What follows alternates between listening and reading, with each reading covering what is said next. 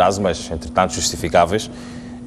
Vamos olhar nos primeiros minutos da noite informativa para alguns assuntos que merecem análise, merecem comentário, e como tem sido a panagem quinta-feira, eu recebo o Dr. Adelino Buque, aqui em Saúde. Muito boa noite, bem-vindo. Boa noite, obrigado. Pois, a semana passada infelizmente não cruzamos caminhos, mas temos o privilégio esta semana de estar aqui juntos para olharmos para a apresentação do Plano Económico e Social, e o Orçamento do Estado foi feito na Assembleia da República. Numa leitura rápida, o que é que lhe sugere dizer em relação, portanto, a esta apresentação feita ontem em sede do Parlamento? Ok. Sim, boa noite, senhores telespectadores. É assim, é verdade que o Plano Económico e Social que o Governo apresentou não é o plano ideal, não é? Não é o plano ideal, primeiro porque nós estamos numa fase em que deveria-se dar prioridade ao setor produtivo, mas nós sabemos que a conjuntura atual, aliado à situação de instabilidade que vivemos, seria de todo irresponsável se o Governo não tivesse que dar prioridade a essa situação, até porque é a única forma que existe para manter razoavelmente a transitabilidade das pessoas de norte a sul do país. Portanto, este esforço de guerra desvirtua todo o sentido do Orçamento do Estado. Também há um dado interessante neste Orçamento do Estado, o facto de não constar o apoio dos parceiros ao Orçamento do Estado, significa que é um orçamento também bastante condicionado, portanto é um orçamento que não conta com o apoio dos parceiros do ponto de vista de injeção direta, tendo em conta os últimos acontecimentos. Enfim, é um orçamento que efetivamente sugere-nos muitas restrições ainda, não é? É um orçamento que tudo o que vier é bem-vindo, mas também é preciso notar que é um orçamento que, de facto, para além dos aspectos de defesa e segurança, que são importantes, não há dúvidas que as pessoas precisam de circular. A única forma que temos hoje para circular é com o apoio da defesa da Polícia da República de Moçambique. Tirando estes aspectos, também encontramos o facto de a educação estar com acima de 20% do orçamento. Temos a saúde acima de 10%, mais ou menos, e ação social e outros. Então, é um orçamento que, de facto, está virado a aspectos sociais dentro da sua fraqueza à partida, quer por causa da instabilidade, quer por causa da falta de apoio dos parceiros. Então, não é um orçamento que diríamos desejável, mas é o que o Governo tem neste momento para apresentar e oferecer à nossa sociedade. Eu penso que é compreensível, não há efetivamente outra forma de olhar para este orçamento. A melhor forma de olhar para ele, se calhar, era termos amanhã o anúncio de fim de guerra, desta instabilidade. Talvez aí os recursos fossem desviados para ações produtivas, mas na situação atual eu penso que é a única coisa que se podia esperar. Dr. Buque, em termos de receitas, os incentivos fiscais às grandes empresas que exploram, portanto, os recursos naturais, por aquilo que o Plano Económico e Social mostra, são para manter. Entretanto, o Governo advoga que parte do bolo que alimentará, portanto, o Plano Económico e Social e o Orçamento do Estado virá das receitas. Portanto, que de juros? Se estas... Este assunto dos grandes é um assunto que, num determinado momento, foi um assunto da sociedade civil e de pessoas críticas àquilo que os fiscais da República de Moçambique, sobretudo visto na perspectiva das governações anteriores, desde a presença da Mosal em Moçambique, que é o primeiro grande projeto dessa dimensão, já se vinha fazendo a crítica ao facto de estes grandes projetos não contribuírem do ponto de vista prático para a balança de pagamento, quer dizer, não para a balança de pagamento, mas para o orçamento do Estado via impostos.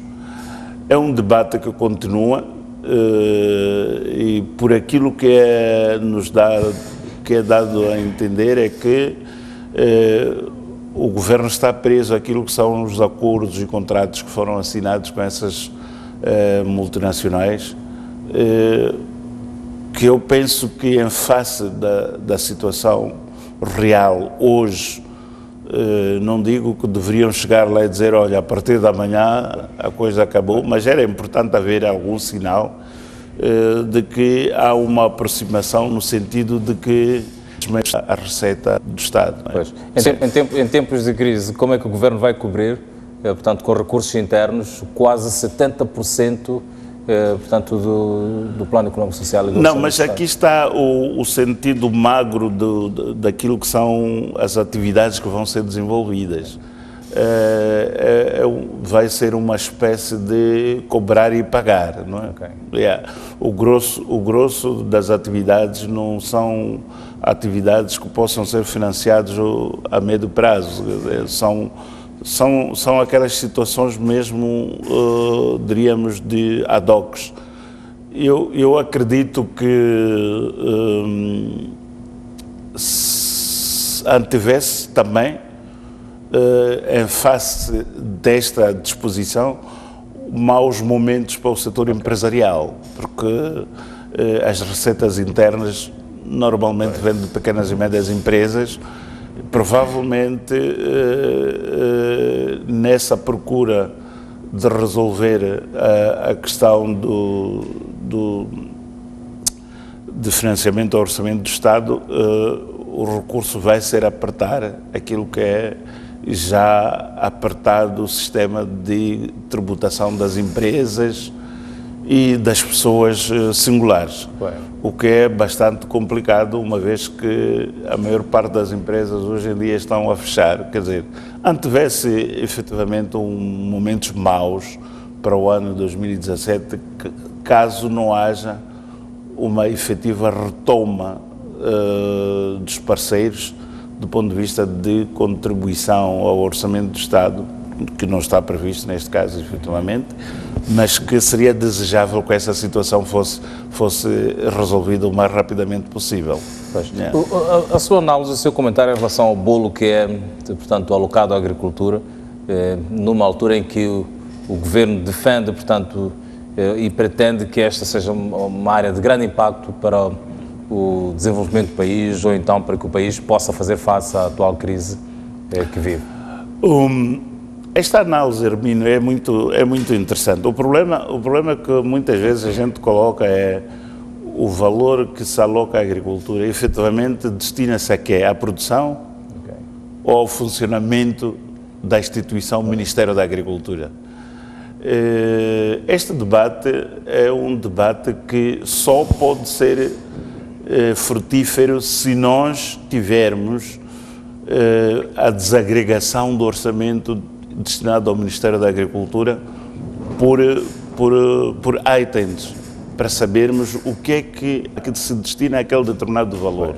Porque, de contrário, nós sabemos que já não temos em Moçambique empresas públicas agrícolas, não é? Se nós não temos essas empresas públicas, aquilo destina-se a quê? Ao fomento, tudo bem? Fomento, grosso modo, o fomento agrícola é feito pelo setor privado, nomeadamente nas áreas de algodão, do tabaco e não sei o quê.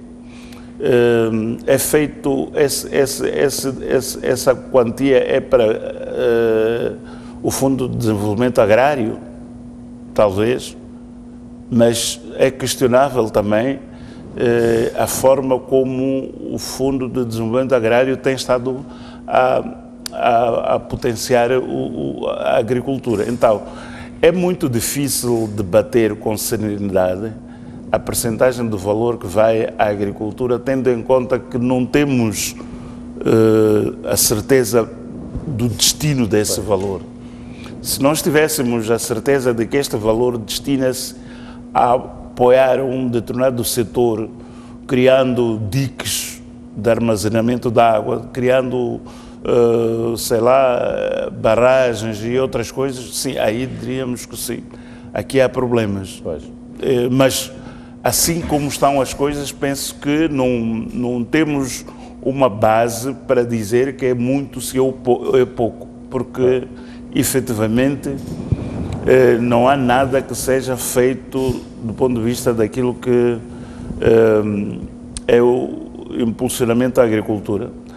Vimos também a miúde distribuição de algumas sementes para o setor familiar, mas se for para isso, esse dinheiro até é muito, é suficiente.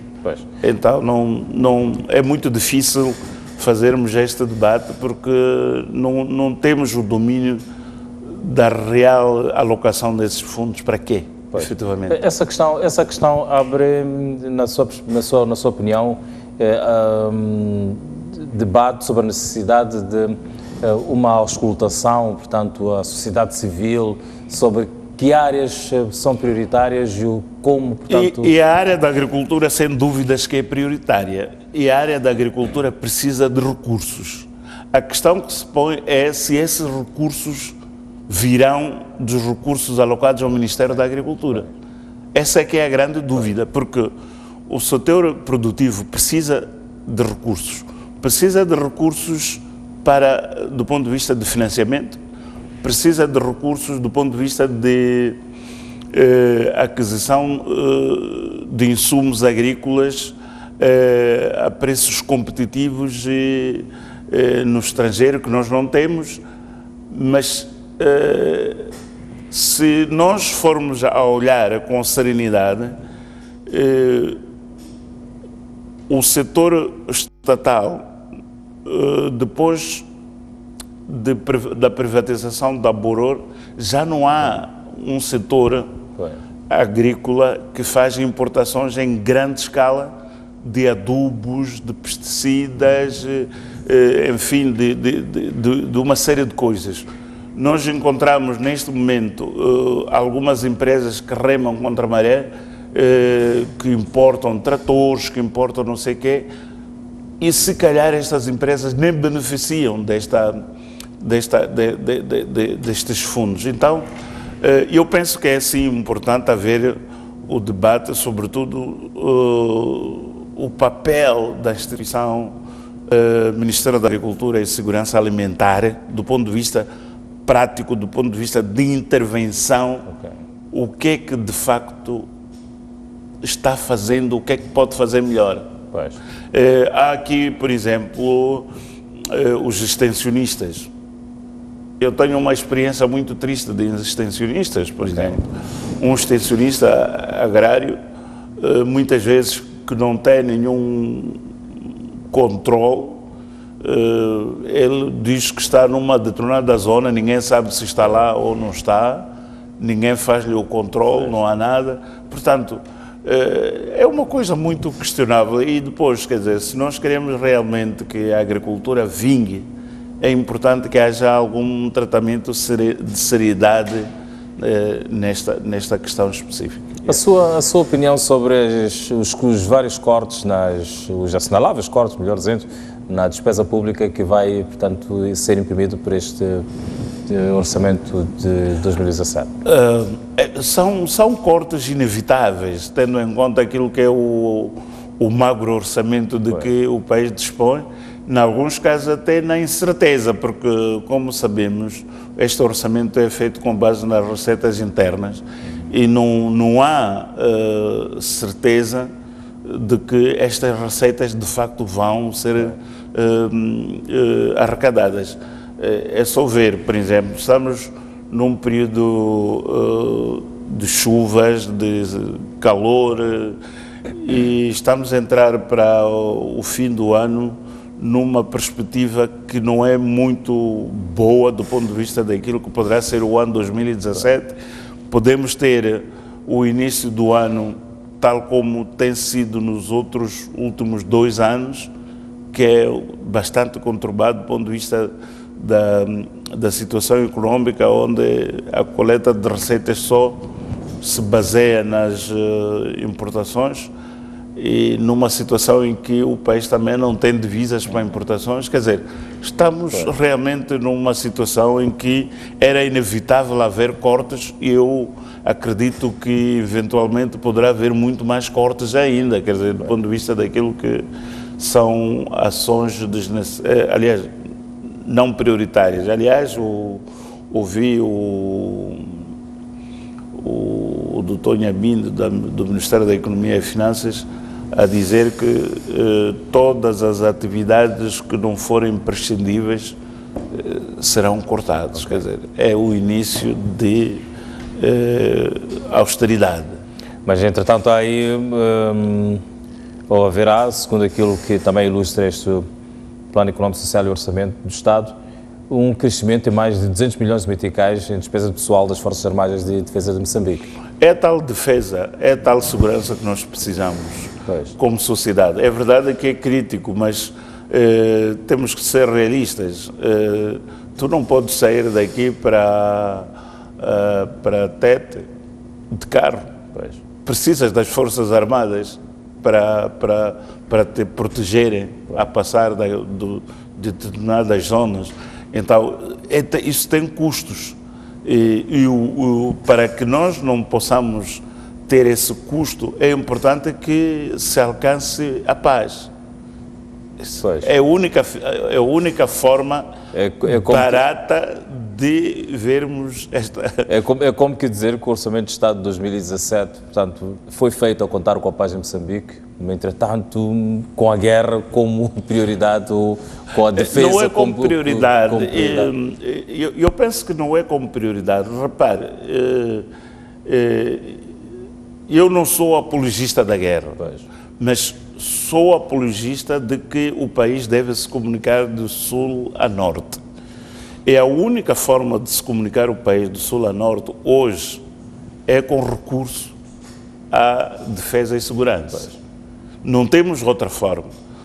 E se nós somos apologistas de uma ligação norte-sul, temos que investir nessa segurança. Não temos outra alternativa, salvo se os nossos irmãos que estão a fazer esta guerra se entendam e parem com a guerra.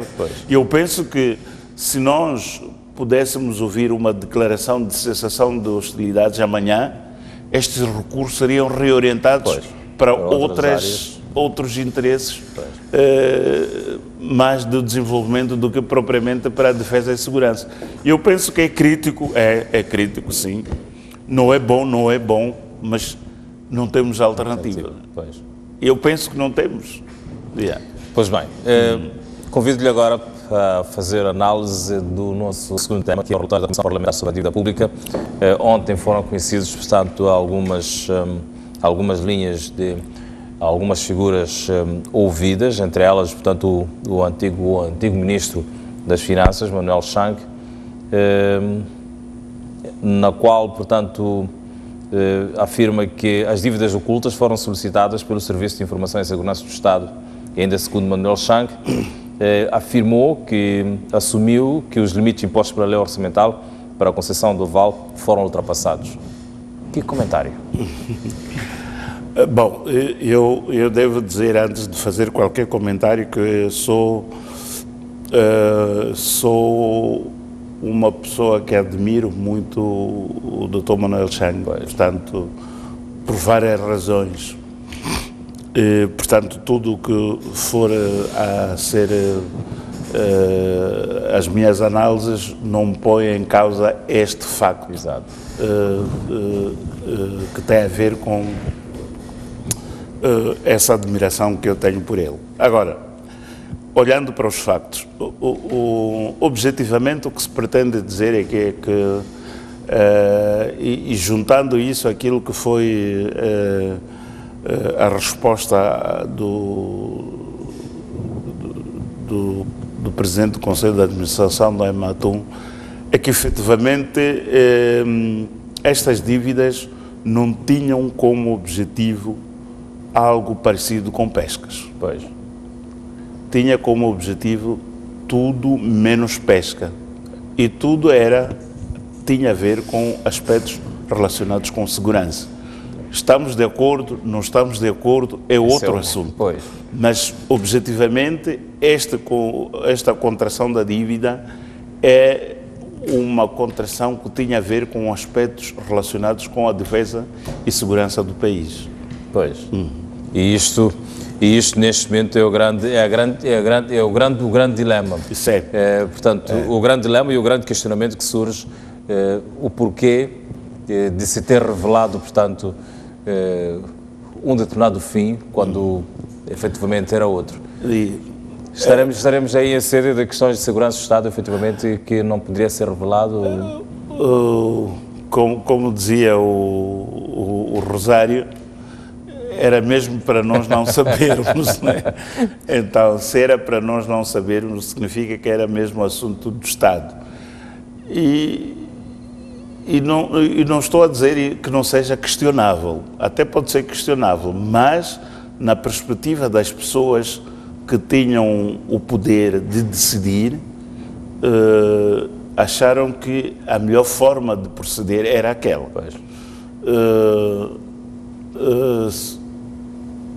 Hoje, olhando para os factos, podemos dizer que, bom, agiram mal, porque até o Parlamento, a Frelimo tinha maioria absoluta, podia ter feito passar, não sei quantos. E aqui, se calhar, poderíamos evocar questões de moralidade. Okay. Como é que tu vais abordar um assunto desta natureza, tendo em vista financiar a guerra, etc, etc. Então, é um assunto delicado do ponto de vista de abordagem pública, mas é um assunto que, efetivamente, tem estado a alimentar a nossa sociedade, do ponto de vista de que houve também algum aproveitamento, eventualmente, por causa destas situações. Mas se deixemos isto às entidades próprias para ver o que é que terá acontecido. Mas aquilo que é a minha opinião neste caso concreto é que efetivamente as dívidas ocultas tinham tudo menos ir à pesca. Okay. Yeah. Okay. Tinham tudo menos ir à pesca. E está claro, com as declarações do Rosário, que efetivamente nada tinha a ver com... e depois, também, numa outra perspectiva e numa outra visão, Manuel Chang não é um homem de segurança também. Pois. Eventualmente alguém chega e diz: os aspectos de segurança exigem isto, aquilo. A única coisa que tem que fazer é facilitar essa segurança do Estado. Não podia fazer outra coisa senão fazer cedências. Aliás, então, são atos políticos que não podem ser analisados desassociados da conjuntura que se vivia na altura. Pois, o antigo ministro reconheceu que a medida violou os limites estabelecidos por lei, portanto, mas justificou que esta atitude não foi tomada de forma deliberada. O que é que este cenário pode criar, portanto, daqui para frente? Sobretudo, se olharmos para esta auditoria que está a ser seguida também, portanto, pelo... Olha, Hermínio, eu penso que este pronunciamento é uma forma de penitenciar-se, não é? Okay. Quer dizer, do ponto de vista de... só que, naturalmente, este tipo de coisas muitas vezes não tem essa parte moral, do ponto de vista de visão, mas é uma forma de assumir meia-culpa do ponto de vista daquilo que foram os factos, mas que havia um interesse superior que na pessoa de Manuel Chang não poderia impedir que isso acontecesse, ainda que reconhecendo que estava-se a atropelar a lei. Portanto, havia interesses superiores nessa perspectiva que deveriam ser cumpridos. E aqui, repito, não estou a dizer que sejam de facto esses interesses superiores deviam propiciar a violação. Estou a constatar o facto de aquela ação específica resultou, na perspectiva dos atores da altura, na defesa de interesses superiores, na visão deles. Pois. Então, hoje, muitas vezes, por exemplo, nós estamos hoje a dizer aqui o orçamento de 2017 que tem uma grande fatia para a defesa e segurança. Mas imaginemos que a polícia não tem condições de fazer escolta. Temos 3 países no mesmo país, em função dos cortes que acontecem ao longo da Estrada Nacional número 1. Então, estas coisas são fáceis para nós, aqui na televisão, analisá-las, dizer está errado, está mal, devia-se dar prioridade ao setor X ou ao outro em detrimento da defesa, porque nós não passamos por uma situação em que precisamos de uma defesa perto de nós. Se nós passarmos por uma situação em que somos acossados e precisamos de uma força de defesa e segurança, aí nós sentimos que realmente estes homens são imprescindíveis e esse dinheiro é indispensável para eles. Então, estas coisas são realmente muito complicadas, porque não é fácil para nós. E não é fácil e presta-se naturalmente a aproveitamentos políticos, como é normal, estes casos, porque esta situação de instabilidade é uma situação criada por políticos. Então, se tu queres resolver esta questão com este recurso, é natural que os políticos façam uso dessa sua tentativa de resolver para que deixe aquilo aberto para, através desse meio, atingir os seus objetivos. Agora, o que não é compreensível é que nós, todos, como sociedade, não estejamos com capacidade de compreender que quando eu passo de Muxungo com o meu carro, o polícia que me escolta precisa de ser alimentado, precisa de combustível, e esse dinheiro é esse que está aí no orçamento. Esse é que não é compreensível, porque efetivamente que a RENAM faça uso desta questão, faça um aproveitamento político, é normal que o faça, até porque faz estas intensificações exatamente para tirar proveitos políticos, mas nós, como sociedade, a única coisa que eu acho que devemos exigir é que realmente pare a guerra, não é? Porque é a única forma de realocar estes recursos. Pois bem, Dr. Buck, olhamos agora para o terceiro tema, que é a apreensão da madeira em Nacala. Portanto, madeira que tinha como destino a China, cerca de 1000 contentores estavam no terminal, portanto, portuário de Nacala. Começaria por lhe perguntar como é que 1000 contentores chegam ao terminal e ninguém dá por eles. Não, eu penso que mostra-nos que quando as autoridades querem agir, podem agir e podem obter resultados satisfatórios. Porque neste caso da madeira, por exemplo, não há nenhum estrangeiro que esteve lá. São todos moçambicanos que trabalharam com base na legislação que existe, e é nossa, que durante muito tempo nos queixamos da exportação ilegal de não sei quantos, mas de repente acordamos, estamos com 1300 contentores de madeira. Quer dizer, isto é extraordinário, é impressionante. Então, o que é que isso significa? Significa que há duas lições aqui a tirar. Ou as instituições que zelam por esta área estavam, de certa forma, condicionadas na sua ação por forças que são superiores a elas e, por conseguinte, estavam, como se costuma dizer, de mãos atadas, não podiam agir. E hoje essas forças estão cada vez menos, estão com cada vez menos influência do ponto de vista de ação, e é bom para o país, é bom para nós todos. Ou a nova conjuntura, a nova governação, efetivamente está a revolucionar aquilo que são os interesses do país, porque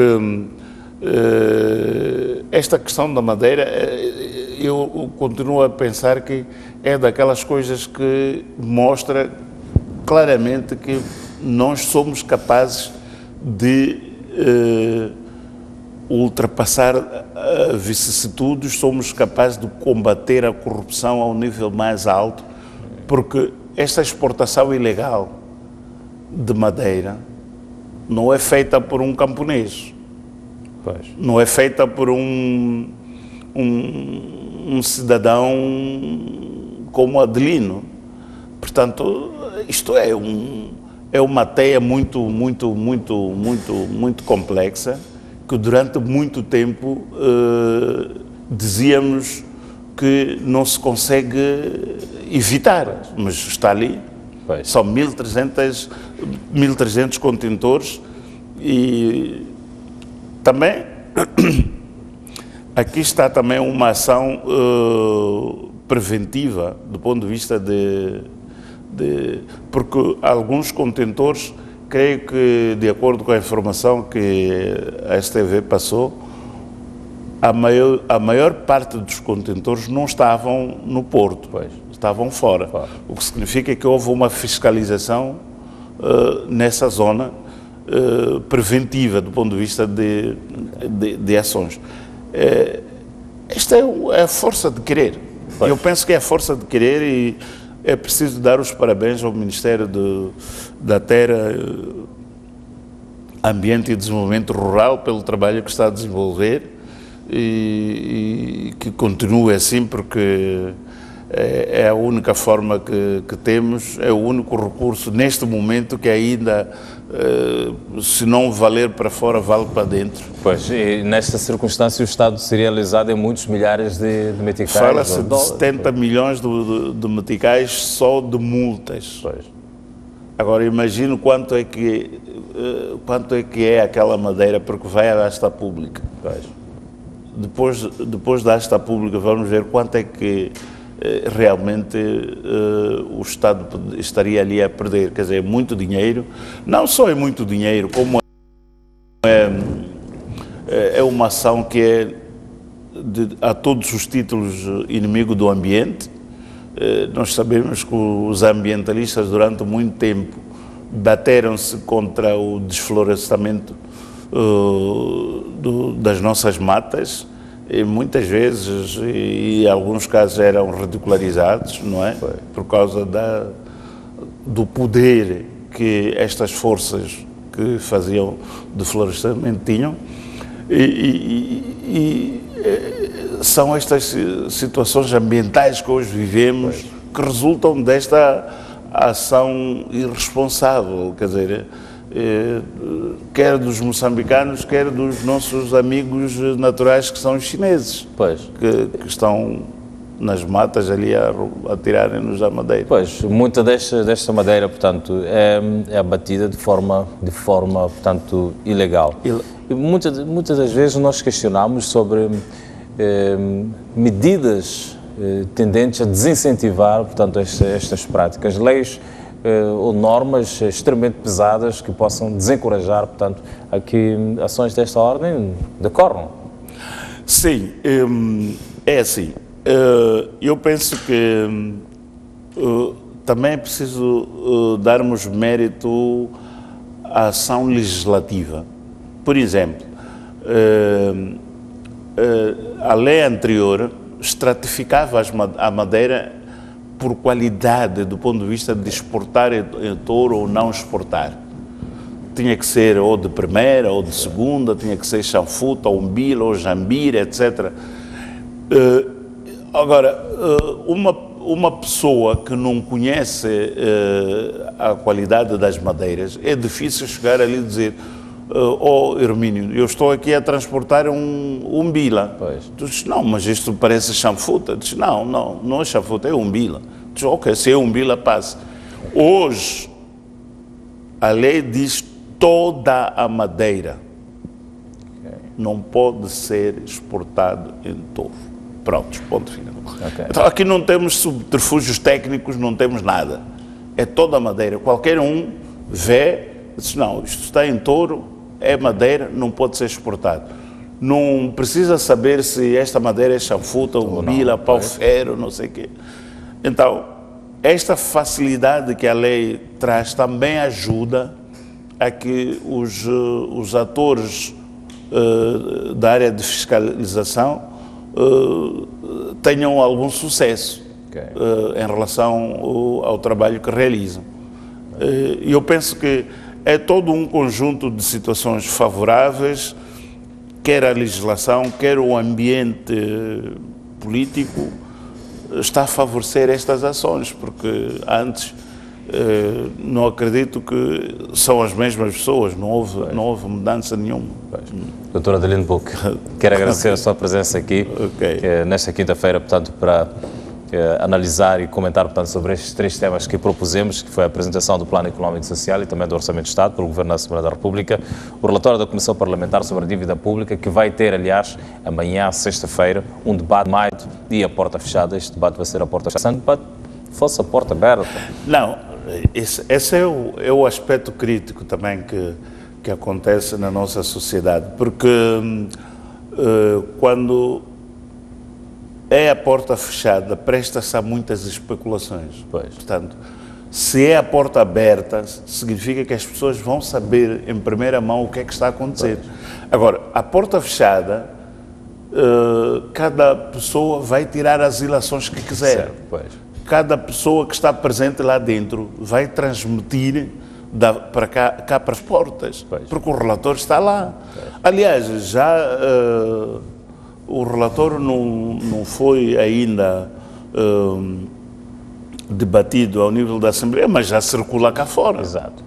Então, eu penso que é uma grande perca de tempo e presta um mau serviço público ao fecharem as portas à sociedade. Portanto, eu penso que é uma atitude, na minha opinião, pouco ponderada, não é? Esta atitude de fechar as portas. Eu penso que deveria-se abrir as portas e nós, como sociedade, ouvirmos na apresentação do relatório e não ouvirmos por interpostas pessoas, porque vai haver muita especulação. Este é daqueles assuntos bastante sensíveis que não pode ser muito dado às especulações. Sim, costuma-se dizer que onde não há informação, há especulação. Então, como não haverá informação, porque os senhores deputados, que até são nossos representantes, querem se fechar para não sabermos o que é que estão a falar, então, o que vai restar à sociedade é especular. O que é mau, quer dizer, nós não precisamos mais, já passou esta fase de especulação, já passou esta fase de dizem que ouviu-se que não sei quantos. Devíamos ouvir ali, todos sabemos. Estávamos aqui a fazer, por exemplo, esta análise do Orçamento do Estado e do Plano Económico e Social. Dizer que a oposição chumbou o Orçamento do Estado não é notícia. Não é novidade, porque eles chumbam sempre. Desde que o país não é nada de novo. Então, nós sabemos o nível de especulação, os posicionamentos, antevemos os posicionamentos das bancadas. é melhor deixar aberto, para não dizer, não, eu quis lhe... Não faz sentido, não faz sentido. Eu penso que, efetivamente, é um caso de a Comissão Permanente rever isto. Não faz muito sentido fecharem-se para analisar um documento que já circula cá fora e de forma ilícita. É preferível termos acesso a esse documento para não andarmos nestas coisas. Absoluto. Yeah. Obrigado, doutora Adelino Buque. Nós voltamos.